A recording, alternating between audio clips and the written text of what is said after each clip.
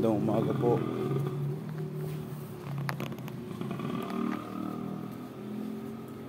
Magandang umaga po sa inyong lahat. Gogo. Sige, flip out ko na lang. Gogo, tangina. Tawag dito. Puro kami na narinig dito. Haba nun nilakad. Nag-workout. Hoy kuya, bawal yan!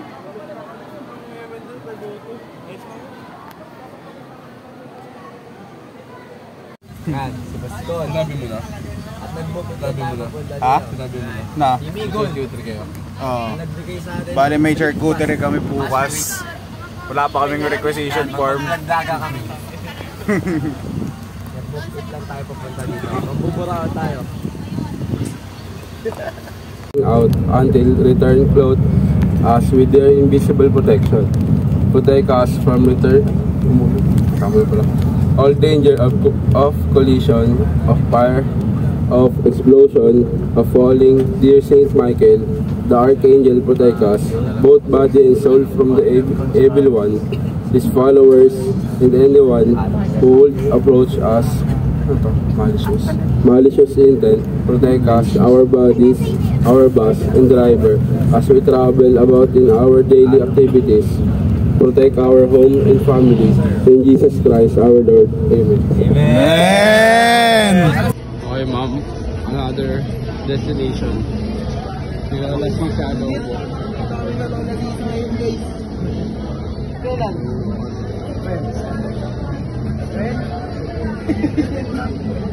Summer ACM mo. When? Kailan? Minute.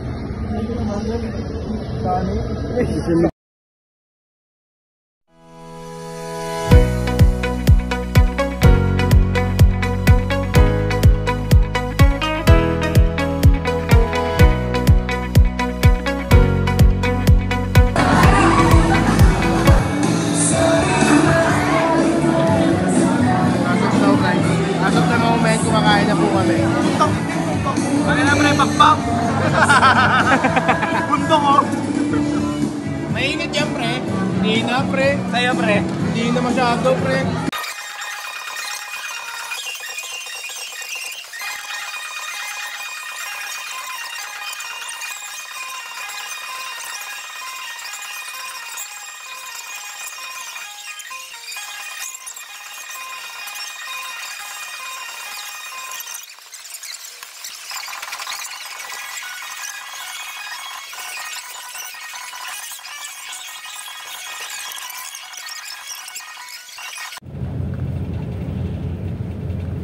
Lahat kasi walang tulog. Dito na ako, dito na ako. Ito na yung next destination mo. Bali na sa ano na po kami. Ito? Yung simbahan na angel. Shit. Yung angel something. Ay, ano? Hindi. Holy angel. Holy Angel. Holy Angel University. Ayun o, HAU. Bale, ang dami. Baston.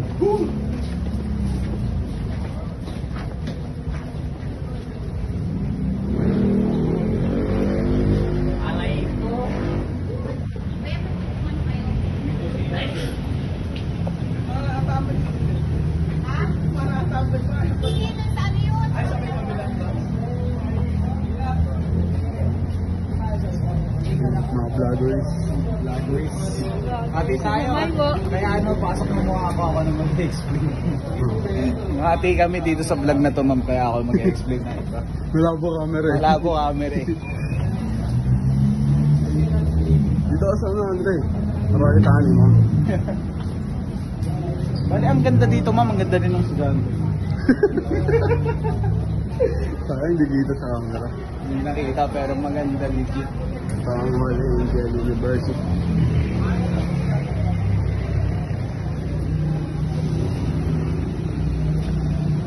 Nagkere.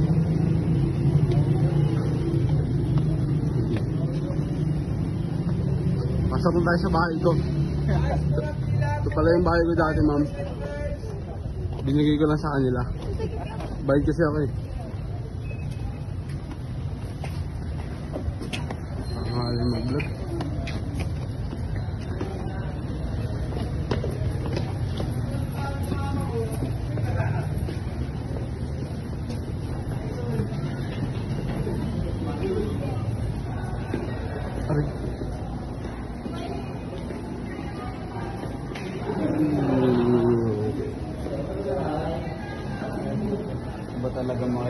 dito.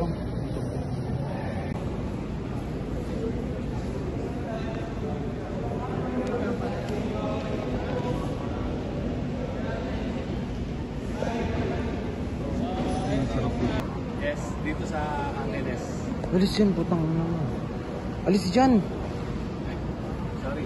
Hindi ikaw yan. Ito kasi, putang tangin na nito. Nakarang ganda ng kuha eh.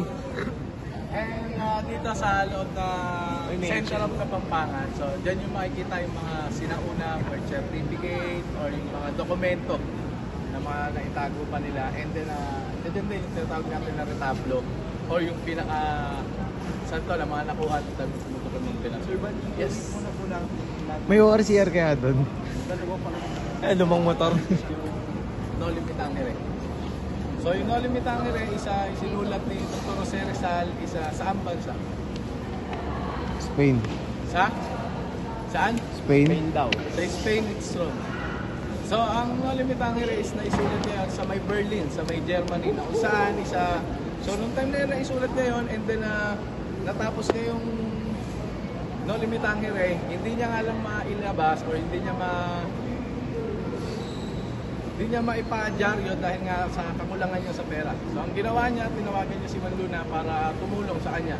So ang ginawa naman ni Juan Luna is tinulungan siya, binigyan siya ng 300 pesos para maipalimbag yung No Limit Tangere doon sa may Berlin. And then after nun, nung nailimbag niya na, syempre pinadala niya rito sa may Pilipinas para mapasa ng mga Pilipino or kapwa natin mga Pilipino yung mga maling gawain ng mga Spaniards dito sa Pilipinas.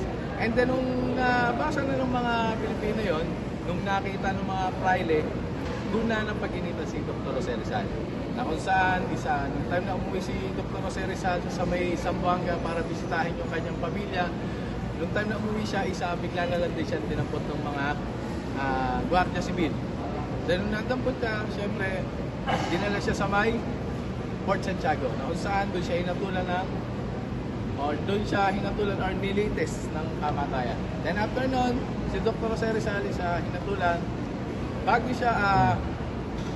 si Rizal i-execute, inilipat muna siya ng kulungan ng for 56 days sa may pinakakulungan. Then after nun, pinalakad siya mula Port Santiago hanggang Luneta Park ng 28 minutes. So Luneta Park, Port Santiago.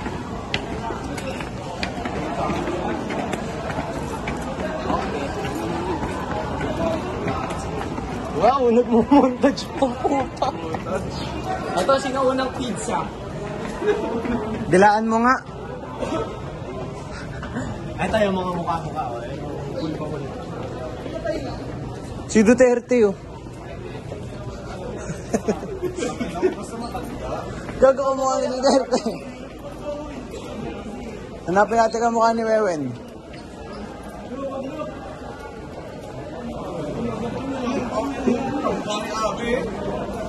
Bakit? Mukhang isda?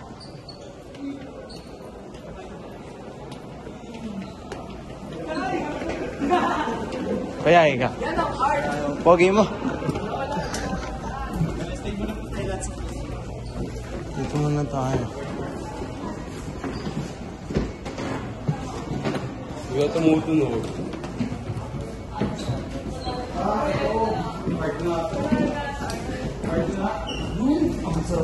Ay, ito yung art na gusto ko. Pwede na ako mag-picture dito. Ang dilim gago.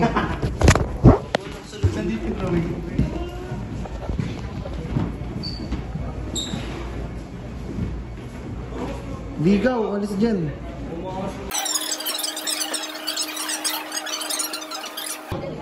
Ito, mortar and pestle.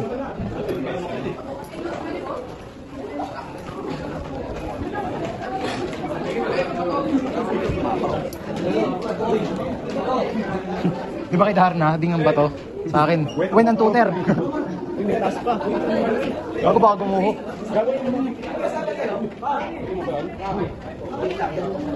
Gusto ko yan eh. Mag-isip art. Dito yung art natin. Aircon. Ate. Guys, basta mag-roll. Okay, basta mag-roll. So, yung mga nandito, yung mga nakikita nyo na yan, so yung mga artifacts na nakita rito ng mga pangpangya.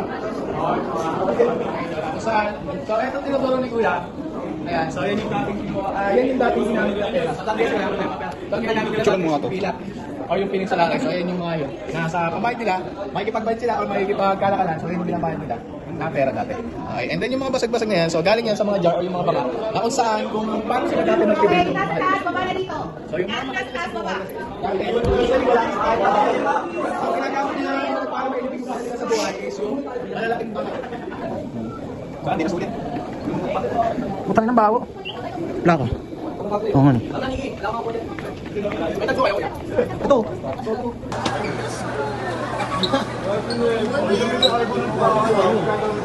Ito demonyo.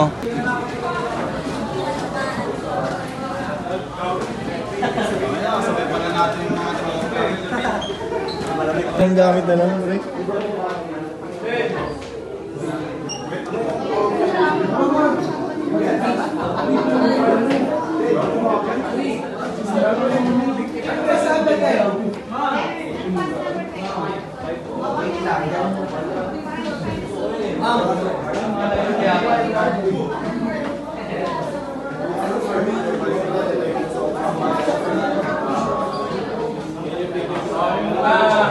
Nakikita mo yan.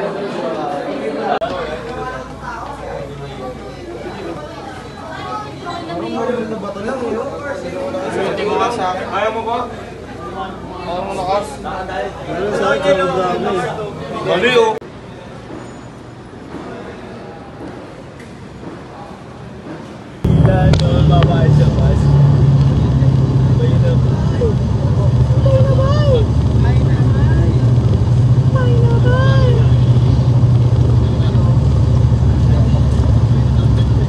Look.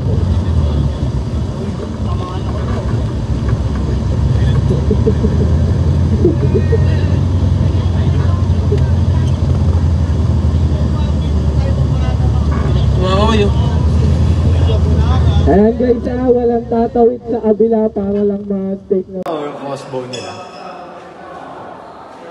Ito ang maangas talaga.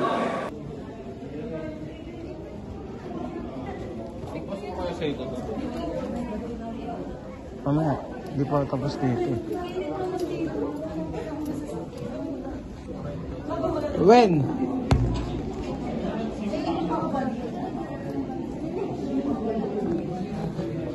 Pan-airplane, pan-airplane.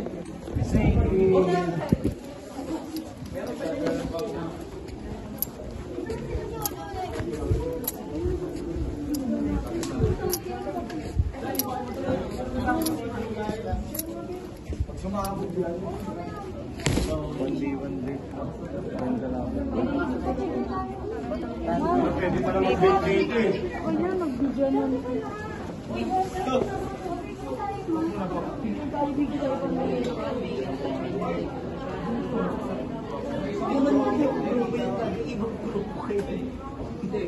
Pwede pa lang mag-vape dito, Gil.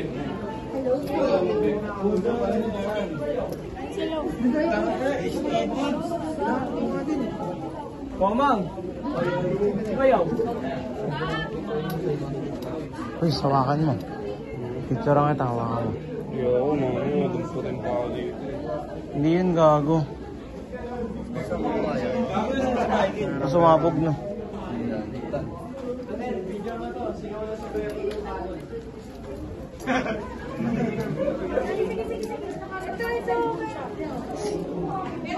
Smartest ba yun? Oo. Ito? Oo nga.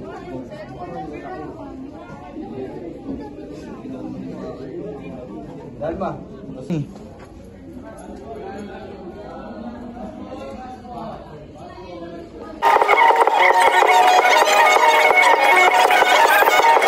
So time check, it's 6:58. Di na namin binlag yung pauwi kasi may sunog dun sa barangay 81. Tagal yung hinintay namin, halos naka isang oras kalahati kami. And yun lang po, bye bye.